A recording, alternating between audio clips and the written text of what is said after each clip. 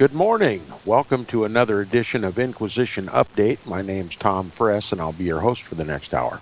You're listening to FirstAmendmentRadio.com, and thanks for tuning in, and we'll get started where we left off last time in the book, The Global Vatican, by former U.S. Ambassador to the so-called Holy See, Francis Rooney. We're discovering that the Vatican controls foreign and domestic policy for the United States and has for decades and decades and decades. We're talking about the rise of communism, remembering that communism was a form of government that was created and perfected by the Jesuits in the former communistic-style reductions of Paraguay, where they enslaved all of the natives there and used them, provided their basic necessities of life, but used them as laborers, and the Jesuits used the product of that labor and marketed it all over Europe and made a fortune. As a matter of fact, it became an item of great controversy for the Jesuits. But what we got out of it was communism, and communism was a very strange bedfellow of the Vatican, another one in bed with the whore of Rome, and it was imported by the Vatican into Russia and other countries. And that became the great boogeyman of the 1950s, which had the effect of driving Protestants and Catholics together. It's part of the Jesuit-led Counter-Reformation to destroy Protestantism. And you know, the greatest of Americans were anti-communist Americans. The most loyal patriots of America were anti-communists. And the most anti-communist of all Americans were Roman Catholics. Okay? Interestingly, the Vatican used communism to unite Protestants and Catholics together in a common, desperate struggle against communism. It was a very, very well thought out plan, and it worked to perfection. But Rome is behind it all. Rome still does control all the kings of the earth, even Stalin in Russia. Stalin was Jesuit trained, a graduate of Tiflis in Germany, and he was Rome's man in Russia. Part of the other objectives was to destroy the Russian Orthodox Church in Russia, which was separated from the Roman Catholic Church in 1054, protesting against the papacy. And so the Vatican had a vengeance against the Orthodox Church, and still does, despite all of her public ecumenical efforts. It's still Rome's agenda to make the whole world bend the knee to the Pope in a global religion, a global economic and social system, and a global government. That is the global Vatican. All right, now we're going to pick up where we left off last time, backing up only a paragraph for continuity purposes. We'll begin with the first full paragraph on page 113 if you're following along in your own copy of the book. He says, like their Protestant compatriots, young American Catholic men returning from war, where they had made up a quarter of the armed forces, says the author, married and had children and moved to suburbs. Okay, we're talking about the post-World War II era, and, the melting pot, the blending of... Remember, God always instructed the Israelites never to form a league with the heathen. Make no contracts with them, make no agreements with them. They were to remain separate. They were not to marry pagan women from other nations. They were to marry within their own race, if that's the right word to use, in their own nation. Okay, they were to be a separate, sanctified people. They weren't to be like the rest of the world. They weren't to worship the gods of the other world. Well, that admonition still goes for God's people. God's people are God's people. They don't belong to Baal or Shinto or Buddha or any other make-believe God, and they worship him and him only do they serve. But Rome had an objective to water down and to destroy that sanctified people. And so the melting pot, the great melting pot, the whole idea behind the great melting pot of the United States is to mix the holy with the profane, to blur the distinction between the holy and the profane, to make them one people outside of God's blessing. You see what I'm saying? Now, here's another objective of Satan that you need to understand. Inquisition Update spends a great deal of time proclaiming the papacy, as did all the Protestant reformers. Every single one of them taught that the papacy is the Antichrist, the man of sin, the son of perdition.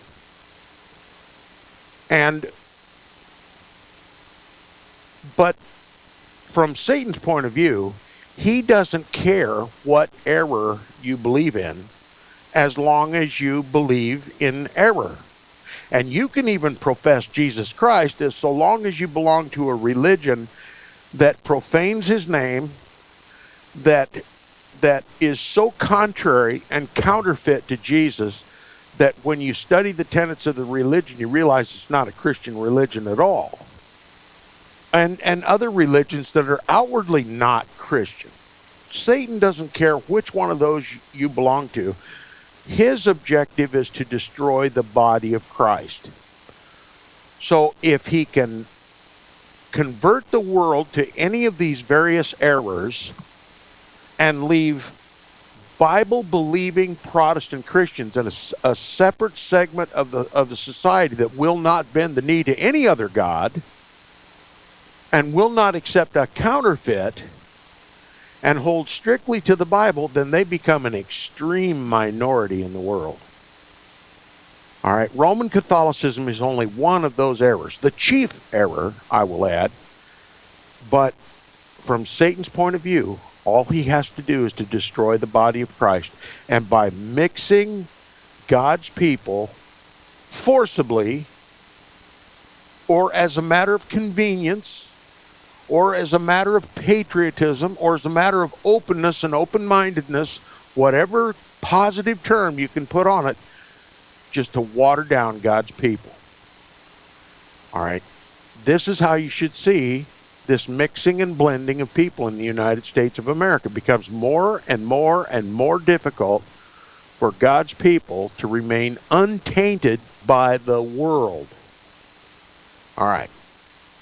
Now, it's just like their Protestant compatriots, young American Catholic men returning from the war, where they had made up more than a quarter of the armed forces, married and had children and moved to the suburbs. As James O'Toole points out in his History of American Catholicism, the mass migration of young families to the suburbs meant that ethnic and religious groups left behind old communities and prejudices, mingling and assimilating as never before. Methodists lived next to Lutherans, who lived next to Catholics, who lived next to Jews. Even if they attended separate churches and synagogues, their children played with each other in their backyards. The uniquely American experiences of the First Amendment and the melting pot continued to stimulate religious pluralism. Religious pluralism. It's okay to worship any God. We're all in this together. We're brother humans, and you can worship your God, and you can worship your God, and you can worship your God, and I'll go to my church and worship my God, and we'll all mix together in peace and harmony. That's the ecumenical movement in a nutshell. Oh, if you thought the ecumenical movement was just to restore the Protestant heretics, as they are called by the Roman Catholic Church, back into the Roman Catholic Church, you're sadly mistaken. No, it's not unity of quote-unquote Christians, because Roman Catholicism is the church of the synagogue of Satan, see? it's not Christianity at all, as we've clearly and repeatedly and continually proven here on Inquisition Update for the last decade. No, as long as we consider Roman Catholicism Christianity, then Rome can put any obstacle in the way to unite Protestants back to the Catholic Church.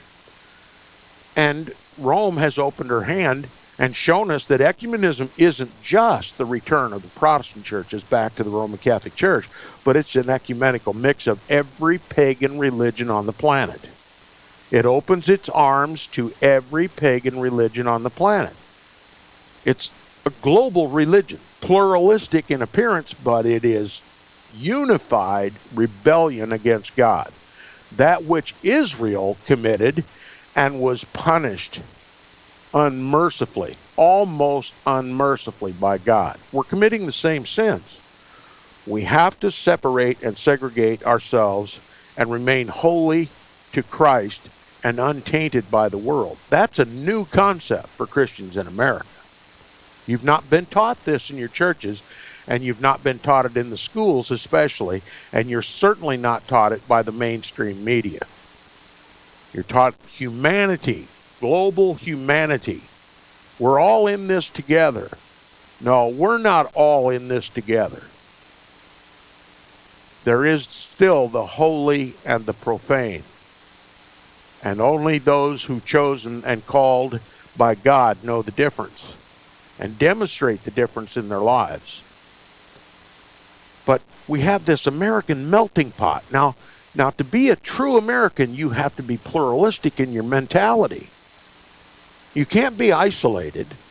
You can't be narrow-minded. You have to be broad in your view of the world.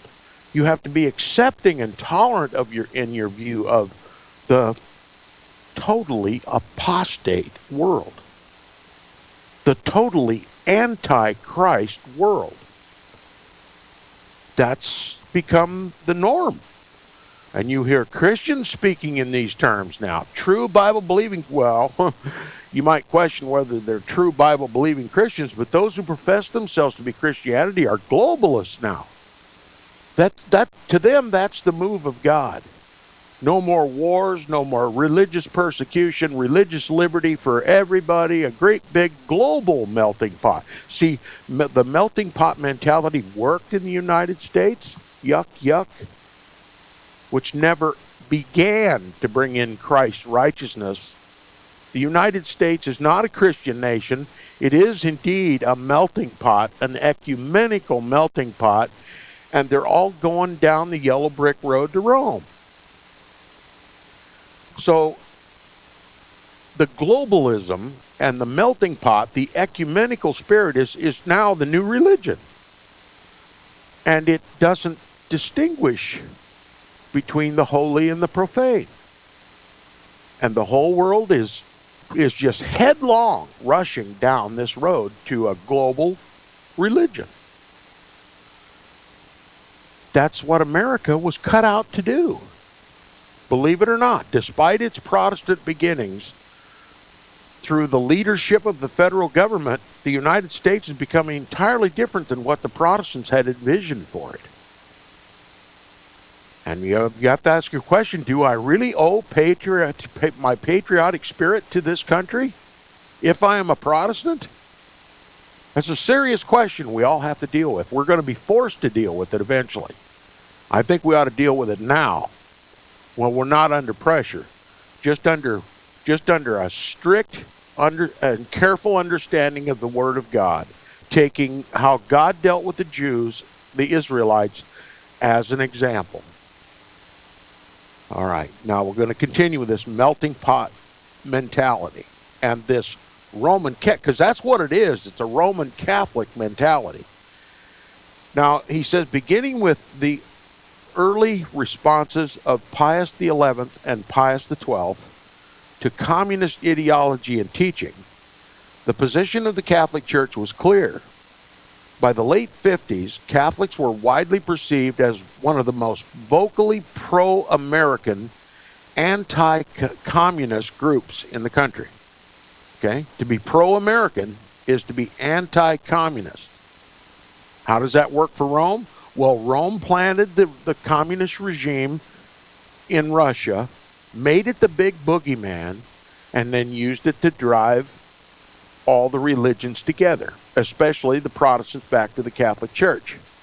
So now we have this apparent common enemy, this so-called atheistic enemy, when in fact the government of Russia has always been at the beck and call of the Vatican.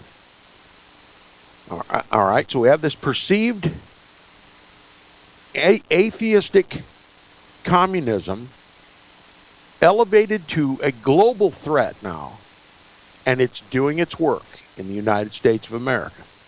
And Catholics were widely perceived as one of the most vocally pro-American. If you wanted to be pro-American in the 50s, you had to be anti-communist.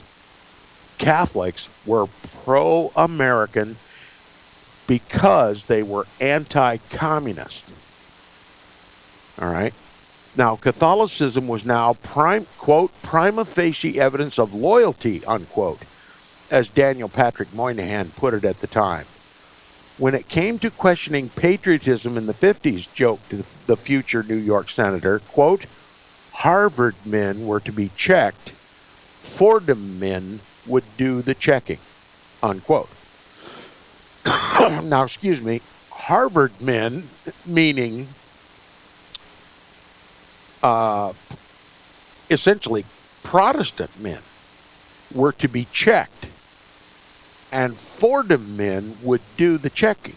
What did he mean by that? Fordham is one of the, if not the most powerful Roman Catholic Jesuit institution of learning in this country. Fordham and Georgetown crank out the most prominent American Roman Catholics in our government. And Daniel Patrick Moynihan was just one of them. Roman Catholic, Fordham, Jesuit trained, shuffled into government and helping the Vatican control foreign and domestic policy in the United States of America. Now, he said Harvard men were to be checked and Fordham men would do the checking.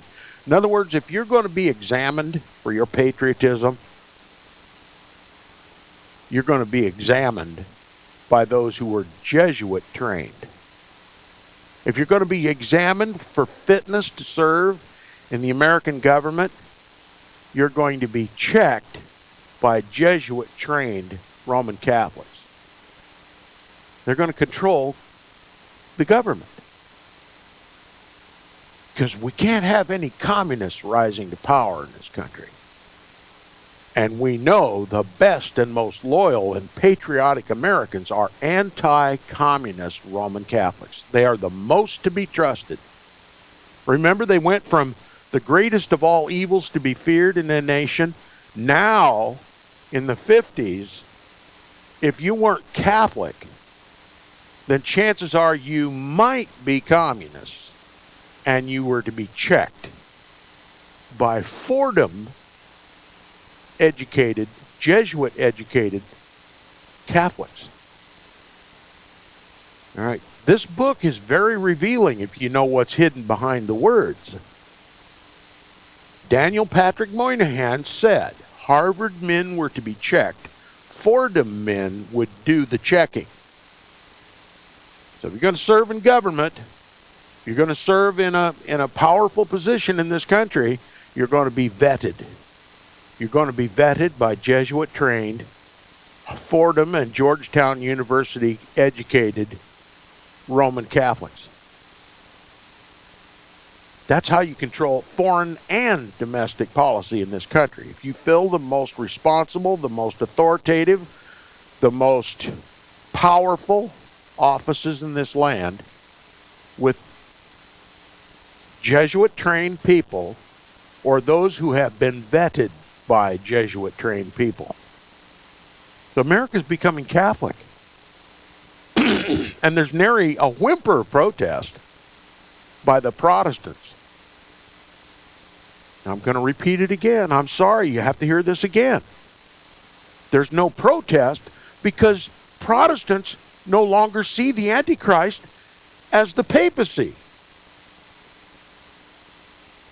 If the Protestant reformers could see Protestantism today, if they didn't weep, they would literally come out of their graves and stone us to death.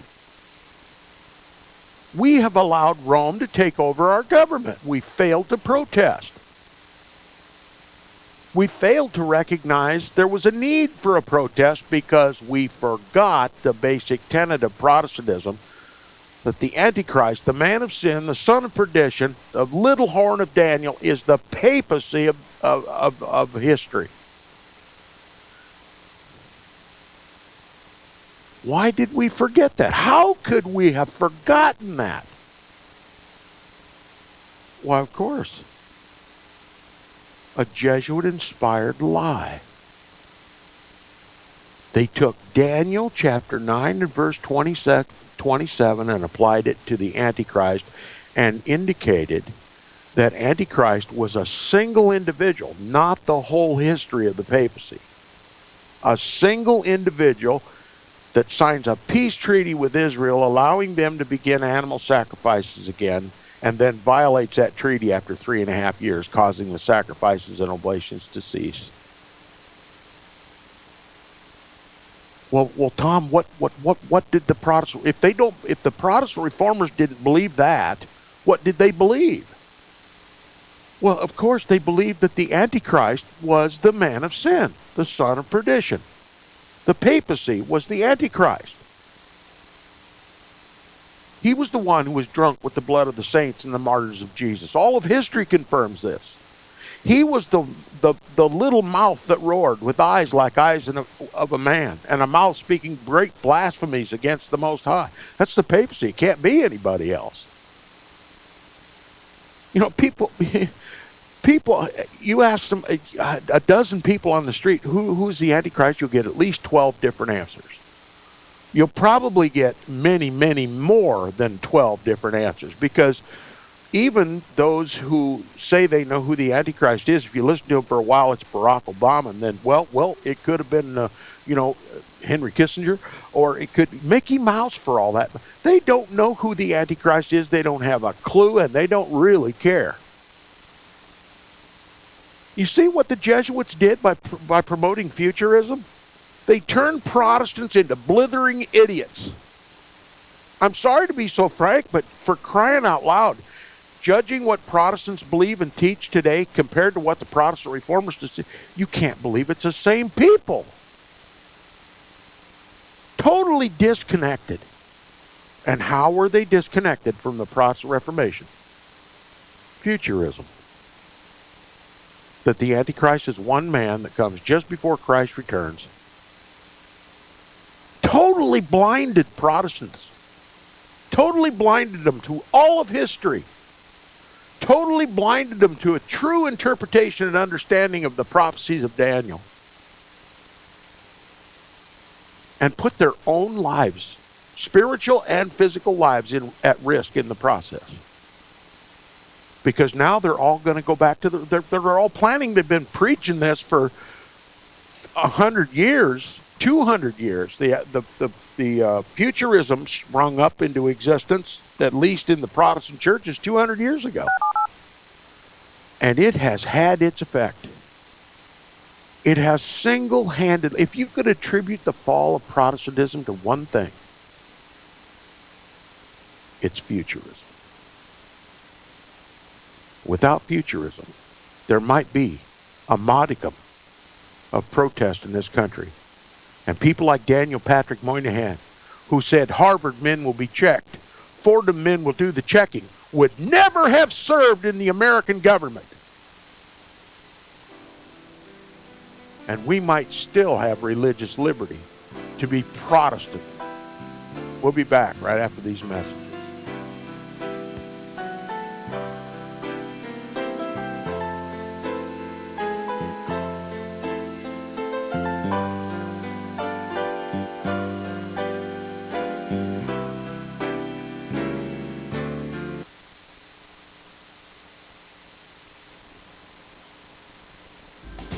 years ahead of the dominant media. FirstAmendmentRadio.com and FirstAmendmentRadio.net.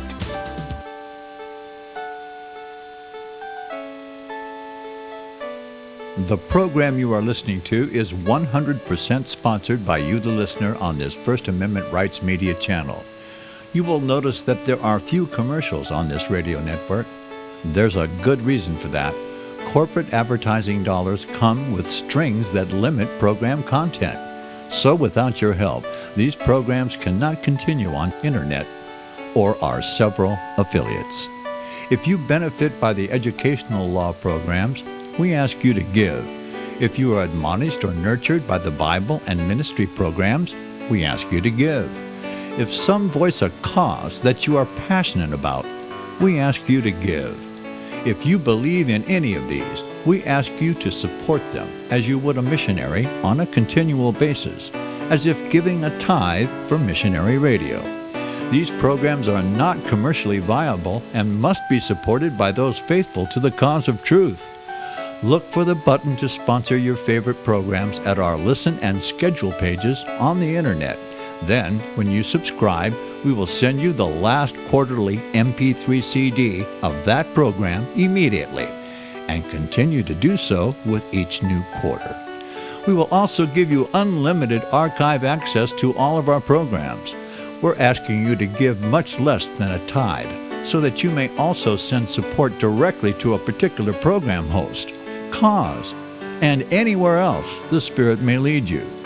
Do all to the glory of our God and Creator, for His holy nation, the only kingdom that will last forever. Thank you for listening.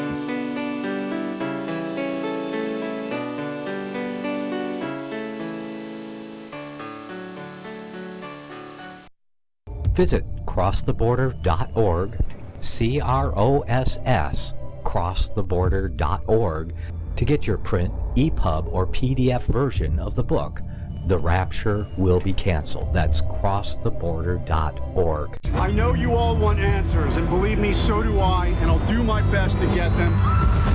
Despite Nicolas Cage's promise to do his best to get left behind rapture answers for us, don't hold your breath. Not everyone believes Left Behind is true prophecy. Some may even regard as conspiratorial the mainstream re-release of the Left Behind movie, with actor Nicolas Cage portraying the main character, as an attempt to further reinforce in the minds of all this perception of false prophecy, in order to condition the masses for the play about to begin. If you want true Bible prophecy answers, get the book, The Rapture Will Be Canceled.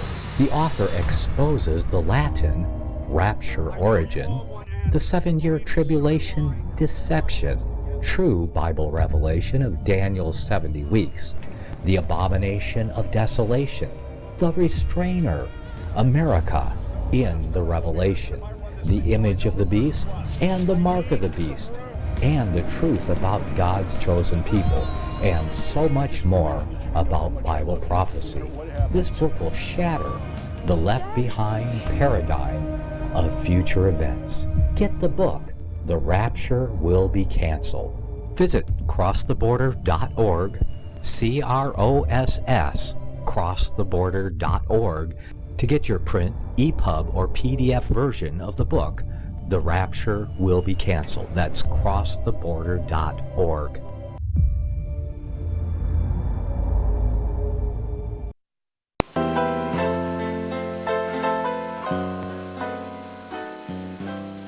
Welcome back to the second half hour of Inquisition Update. If you would like Inquisition Update to continue on First Amendment Radio, please sponsor, or rather, please support First Amendment Radio, who sponsors the program. And if you wish to contact me directly with comments, suggestions, praise, or criticism, please do so directly by email. My email address is tom@seawaves.us. tom@seawaves.us. Now, the author is going to transition to a discussion about Archbishop Francis Spellman. If being anti-communist was to be pro-American. The greatest pro-American in the United States at the time was Archbishop Francis Spellman of the Roman Catholic Church. Archbishop Spellman of New York. Arguably, and many would argue, but I stand fast on this, during the life of Cardinal Spellman, Archbishop Spellman, he was the most powerful American in the country. The most powerful man in the country. Now, that's barring Congress, that's barring the presidency, that's barring the Supreme Court.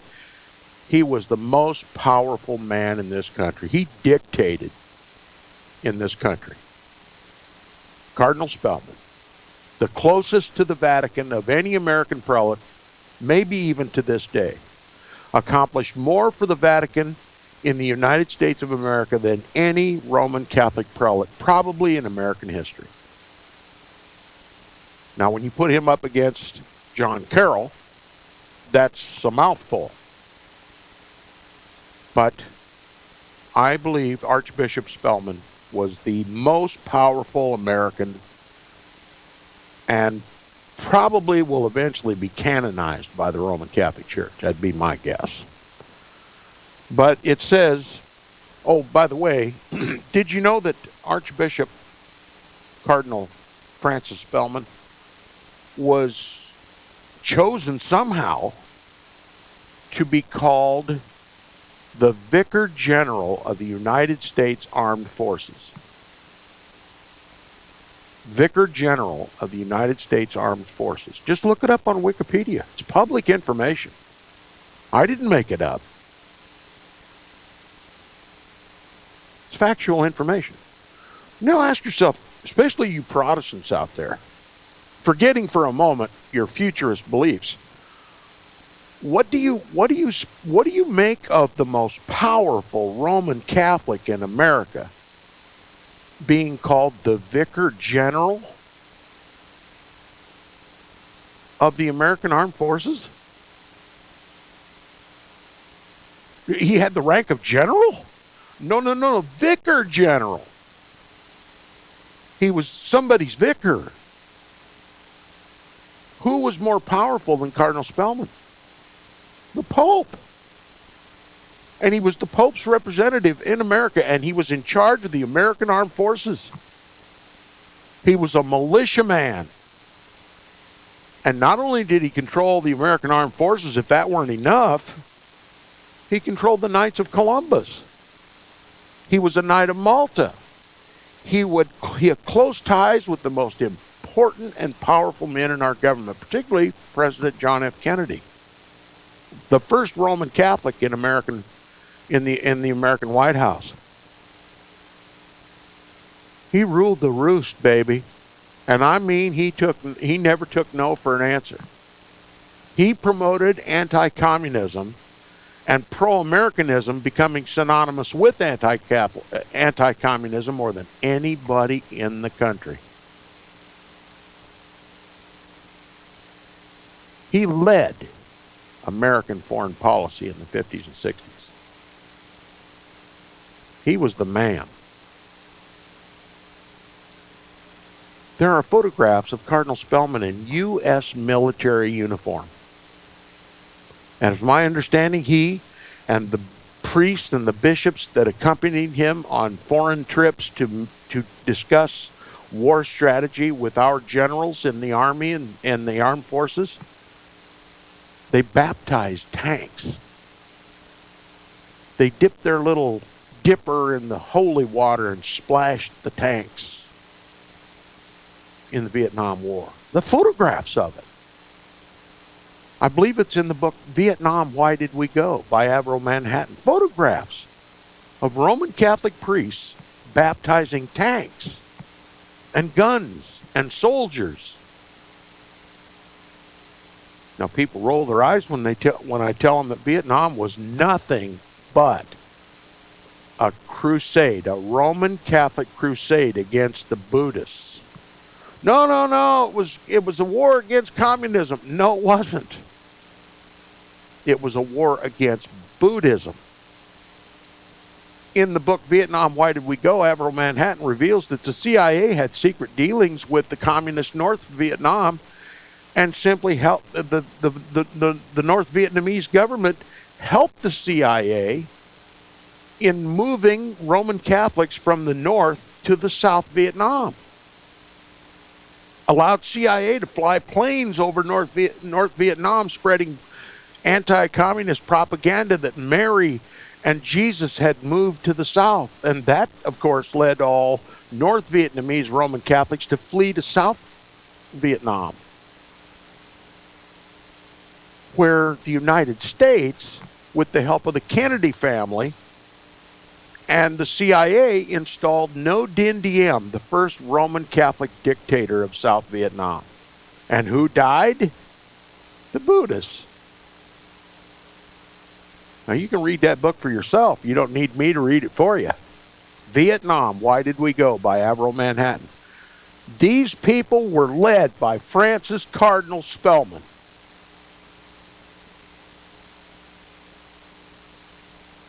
The most powerful man in America.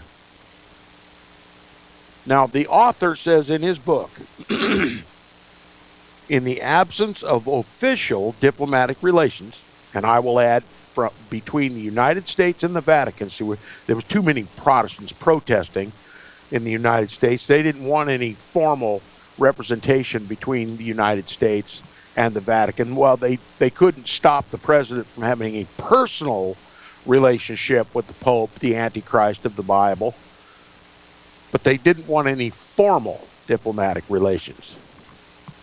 I mean, after all, that would offend their Protestant sensibilities. They didn't mind if he had a clandestine or covert relationship with the Vatican. That was bad enough, but we're certainly not going to have an ambassador. Okay. Now it says, in the absence of official diplomatic relations, Archbishop Francis Spellman of New York, himself an ardent and vocal anti-communist and Fordham man, he was Jesuit trained at Fordham University, was America's primary liaison to the Vatican. It's just an open two-way street between the White House, Congress, everybody, and the Vatican through Cardinal Spellman.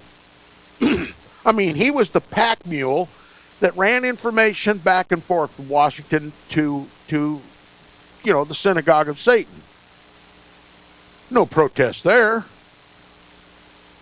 We can't have any formal diplomatic relation, but we don't care if Cardinal Spellman runs back and forth. He don't run the country. Oh, yes, he did.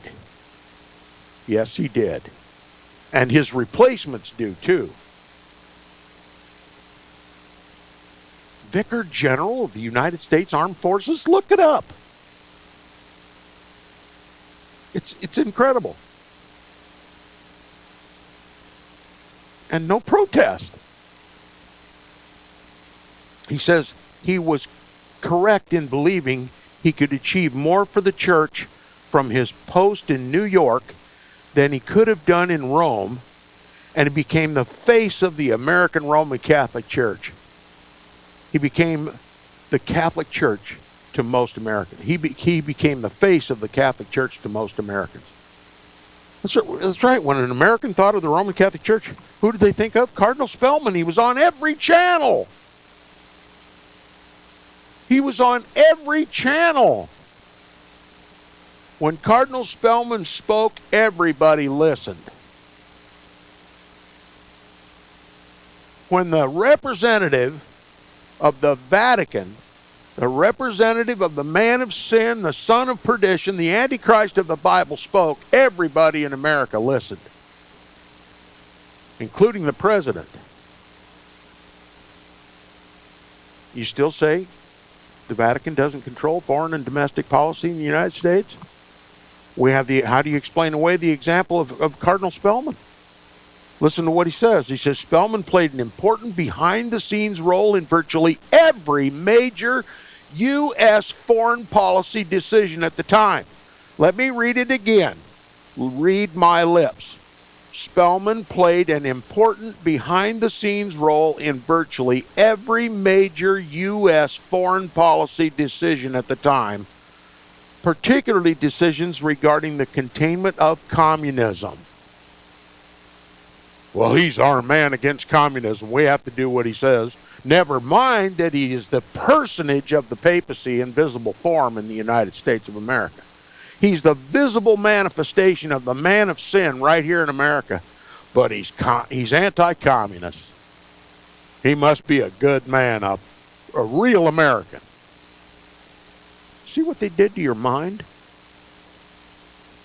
And they're still doing it. The most popular people in America are Jesuit-trained Roman Catholics. They literally litter our U.S. Congress. How do you think the Pope was invited to come speak to Congress this fall? Only weeks away, I understand. Because it's run by Catholics and there's no protest. I have to read this again. This is from the mouth of a Roman Catholic. A very powerful Roman Catholic. Francis Rooney, U.S. Ambassador to the Holy See. This is an admission. Listen to what this Roman Catholic, foreign ambassador to the Roman Catholic Church admits. Cardinal Spellman played an important behind-the-scenes role in virtually every major U.S. foreign policy decision at the time, particularly decisions regarding the containment of communism. Cardinal Spellman, let me tell you something else about Cardinal Spellman. Remember that shadow government that I told you about and you keep kind of forgetting because I don't bring it up enough? Admiral Manhattan also revealed that every nation has a shadow government. And that shadow government is hidden in plain sight. There's a branch office of that hidden government in every neighborhood in America. That's why nobody takes it seriously. It's not hidden. It's in plain sight. You know what that branch office is? The Roman Catholic churches. The churches are headed by the priests. The priests are headed by the bishops. The bishops are headed by the archbishops and cardinals and other high appointed officials of the Vatican, and they answer to the Pope. Not the government, the Pope. Okay? And every priest, every bishop, every archbishop, every cardinal, all these people work together to monitor the visible government, to micromanage the visible government, to set the agenda for the visible government, and to punish those in the visible government who do not do what they're supposed to do. Cardinal Spellman was the head of all of that shadow government. Not only was he the Vicar General of the American Armed Forces, he was the head of the Knights of Columbus. He was the head of the shadow government of the United States of America. Now do you see why I call him the most powerful man in America at his time?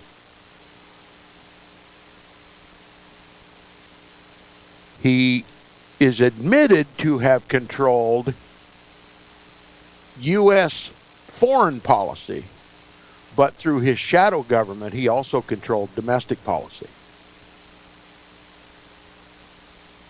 Still sound far-fetched?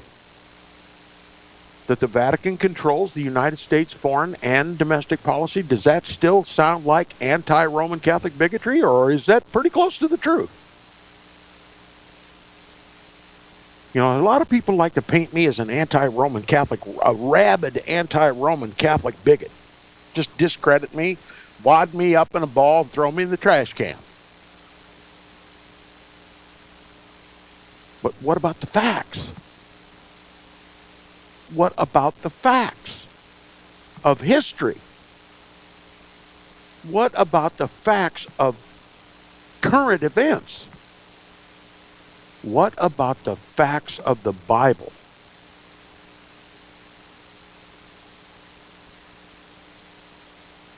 There's your credibility. There's your voice. There's the one you should be listening to. No conspiracy theory here. Just facts, history, and the Bible. And it's in your face. It's in every neighborhood in this country. The Protestant founders of this country, the Protestant pilgrims who came to this country seeking religious liberty, warned you about it. Warned all the world about it. And there was a time when the world answered that warning and threw off the papal chains of bondage. What an example we have set for them. Throwing those chains back on just as fast as we can, and we call it ecumenism. Unity, peace, Christianity, for crying out loud. Nobody protests that Spellman played an important behind-the-scenes role in virtually every major U.S. foreign policy decision at the time, particularly decisions regarding the containment of communism. Who led the Cold War? Spellman. Who created the Cold War? The Vatican. The Vatican creates the problem. The Vatican offers a solution to the problem. Then the Vatican gives us the solution. And it's more Catholicism in the United States and less Protestantism. You hear any Protestant voices in the world today? Where did they all go? Down the futurist road to perdition. It's as simple as that. All we have to do is forget this phony cockamamie Jesuit poison called futurism and return to the true biblical, historical, and prophetic reality that the papacy is, was, and always will be the Antichrist of the Bible, and any Roman Catholic in government serves the papacy, the Antichrist, the man of sin, the son of perdition, and we are to protest. Touch not the unclean thing. Separate yourself. Be ye sanctified before the Lord, saith God. And I will receive you.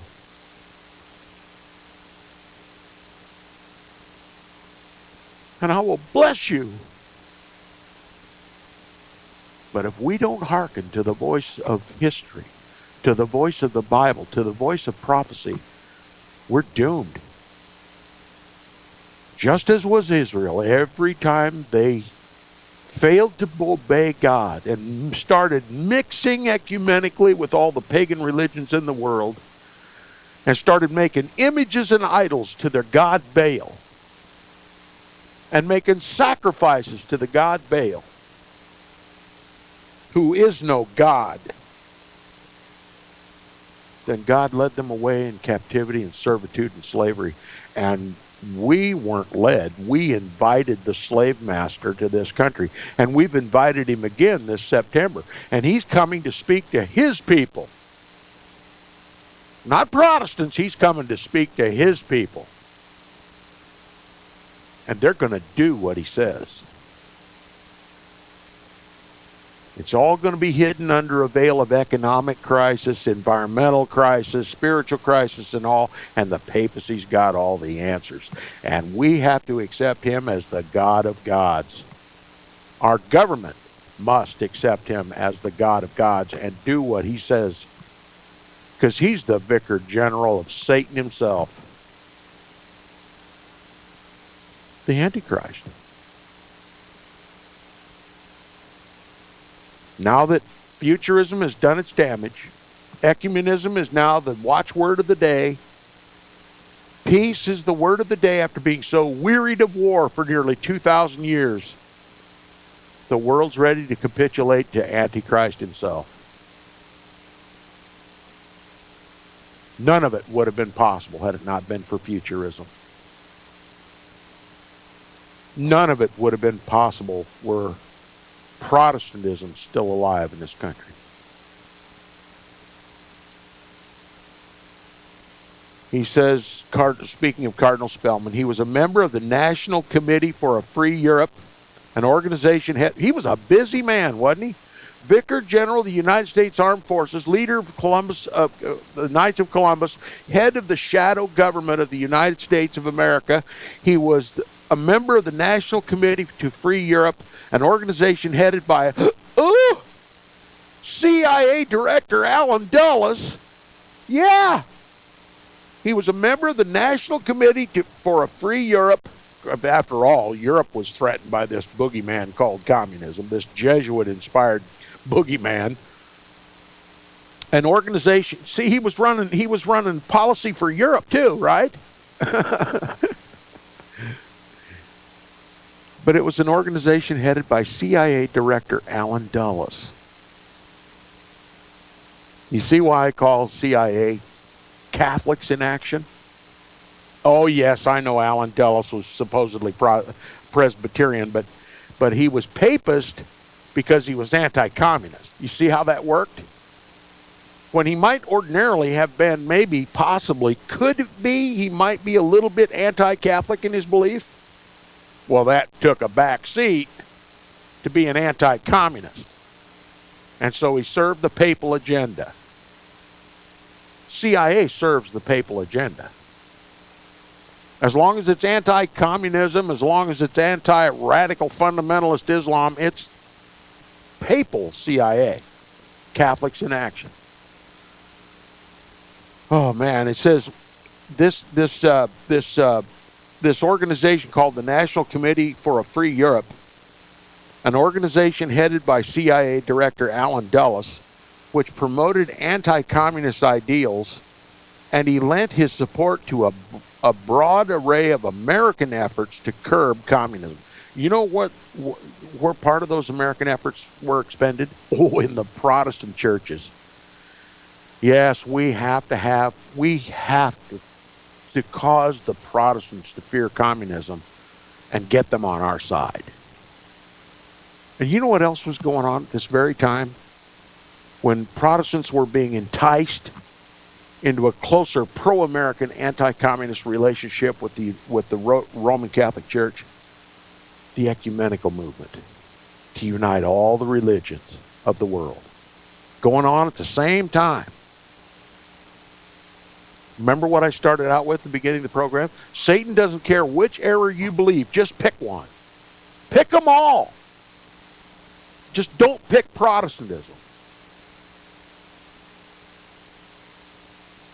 Because we're not invited to this ecumenical global religion. We're called radical fundamentalist Christians. And the whole New World Order is designed to destroy the body of Christ. It lent support to a broad array of American efforts to curb communism. In 1954, for example, the CIA approached Spellman, as if they had to approach him. Hell, he lived there, to assist in its efforts to overthrow the left-leaning regime of Jacob Arbenz of Guatemala. Here we have the CIA, Catholics in Action, and Cardinal Spellman not only running the Vietnam War, not only running the ecumenical movement, not only running the secret government, or the shadow government, not only running Fordham University, not only the vicar, he's already involved in overthrowing a government in another country, the left-leaning regime in Guatemala of Jacob Arbenz. You see, he doesn't control just the foreign and domestic policy of the United States. He's controlling the foreign and domestic policy of Guatemala, too. See, the papacy claims to rule over the kings of the earth. And if somebody creeps into power some way underneath the veil of the Vatican and gets into power, and the Pope doesn't want him, he just assigns Cardinal Spellman and the CIA to get rid of it. And it's all covered up under the guise of fighting communism. And and you believed it. Well, don't feel bad. I did too. I bought every lie, hook, line, and sinker, but God has mercifully opened my eyes. Listen carefully to what I have to say. And I'll say more tomorrow on the program. You've been listening to Inquisition Update on FirstAmendmentRadio.com. Somebody pray. See you tomorrow.